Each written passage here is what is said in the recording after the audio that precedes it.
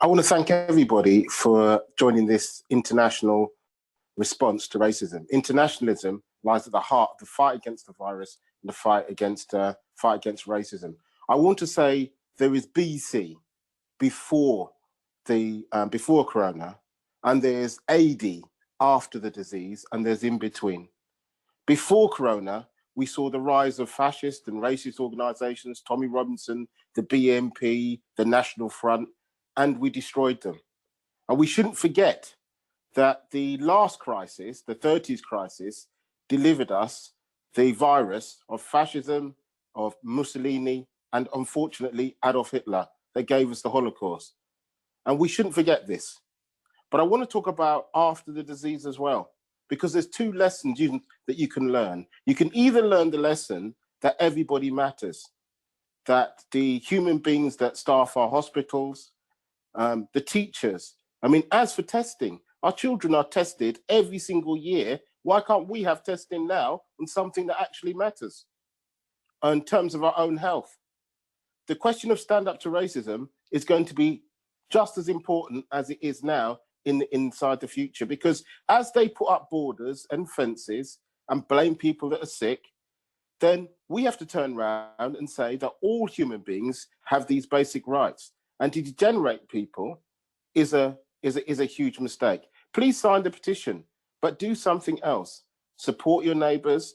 I want to say that Stand Up to Racism will be part of a coalition that fights the impact of COVID-19, together with the environmentalists, which is part of the horsemen of the apocalypse, the disease that's part of the horsemen of the apocalypse, the economic crisis that's part of the horsemen of the apocalypse. It seems to me that we need a global fight against racism and a global fight against all those things as well.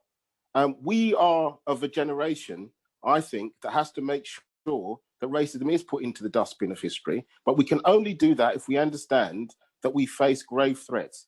Why is it that the virus of racism is encouraged? Our Prime Minister encouraged the virus of racism when he attacked Muslim women of how they're supposed to grow. If somebody tried to deliberately spread the virus internationally and supported it, people would say that they deserve to go to prison. The President of the United States calls it a Chinese disease, the height of ignorance. We need science. The truth of it is the solution to the virus may well be lost. Einstein was a refugee. He was a genius.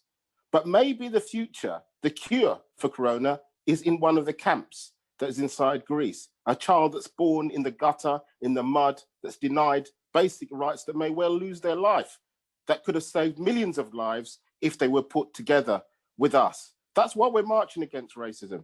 We're marching against racism because it's part of the fracture of our human society that can lead to greater disasters. Imagine they hadn't just seen it as a Chinese disease, but a human disease, that 4 or 5 months ago, they would have said to themselves, we have to prepare for this. We have to have more incubators.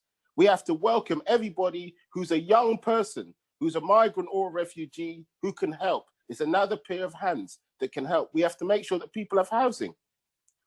I believe we need to self-isolate racism and fascism. Thank you for joining us today.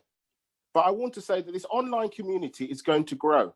There's going to be other meetings, other debates, and we want you to participate in this. Stand Up to Racism does not belong to the speakers who spoke or to the watchers that watch. It belongs to all of us. And it's your organization.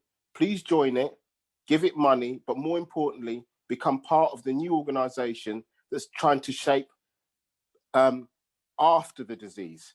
There was BC and there's AD. What happens in AD after the disease is down to us, our solidarity, our unity in opposing racism, Islamophobia, anti-Semitism, and any division that we face.